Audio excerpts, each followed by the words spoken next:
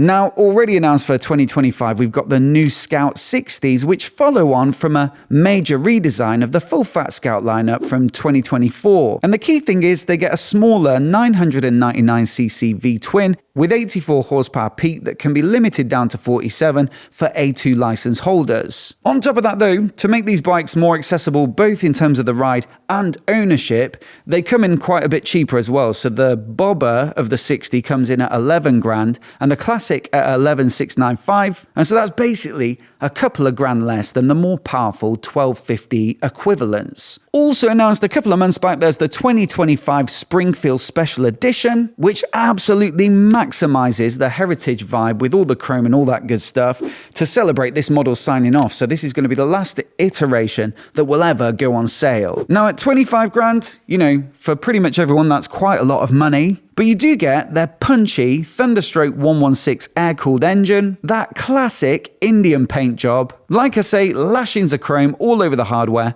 and some brown leather on the seat just to finish it off. You've got luggage, floorboards, a windscreen, and a passenger backrest, so it should be really quite comfy. And also, if you're looking for something with the maximum possible exclusivity, well, just 50 of these will be made worldwide, and just one single bike will actually make its way to the UK for sale. Also updated for 2025, we've got the Roadmaster Elite, with the Elite lineup effectively being Indian's equivalent to Harley's CVO. And as such, you've got similarly high prices. Again, this one's just shy of 40 grand. But it does look rather smart in that dedicated blue candy paint job with the Elite graphics and badging, and also finished off with some gold pinstripes. Tech gets the works. You get their heated and cooled seats, remote lock-in 3-piece luggage, and their Ride Command infotainment system, which is hooked up to their Powerband audio system, which has 12 speakers dotted all around the bike, which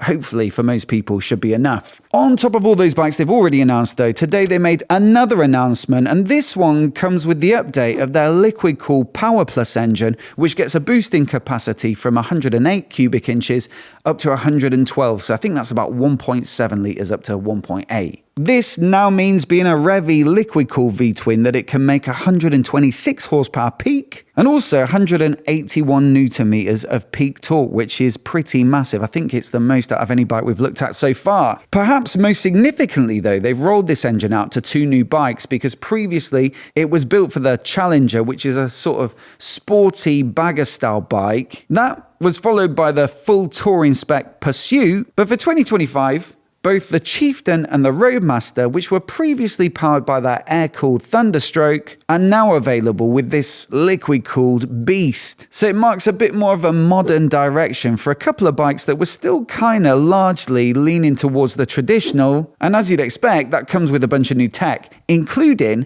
blind spot, tailgate, and rear collision warnings, courtesy of a rear-facing radar, which sits just above the license plate there at the back. Then they also inherit some of the more sporty spec of the Challenger and Pursuit. So you've now got the upside-down fork, the radial Brembo brakes. And so one would expect, despite still being really quite substantial bikes, I think they're up around the 400 kilo mark as well, you know, they'll be improved in terms of handling. Rounding off Indian's 2025 updates though, we've got the Chiefs, which I guess are equivalent to the Harley Cruiser lineup. Again, powered by the air-cooled Thunderstroke 116, and still starting with the Chief Dark Horse. That's the kind of default choice in the Chief lineup. On top of that though, again, you've got the Chief Bobber Dark Horse with the chunky bobber style wheels, the Super Chief with the traditional look and the soft luggage for more of a classic vibe. And that's where you'll find one of the updates for 2025, in that this one is also now available in a Dark Horse variant, so it gets the fully blacked out hardware that give it a bit more of a mean look. On top of that, you've still got the Sport Chief, which gets a little bit of a half fairing, upside down forks for better suspension response, twin discs up front for better stopping, and this one's also been announced in an RT edition for 2025, which is largely the same but adds a few accessories like some high mounted side cases, a high bolster seat, and also forward foot controls. So that rounds off Indian for 2025. I think the biggest update has to be the improvement of the Power Plus engine and those new versions of the Chieftain and Roadmaster. But again, let me know what you think of these new offerings down in the comments below.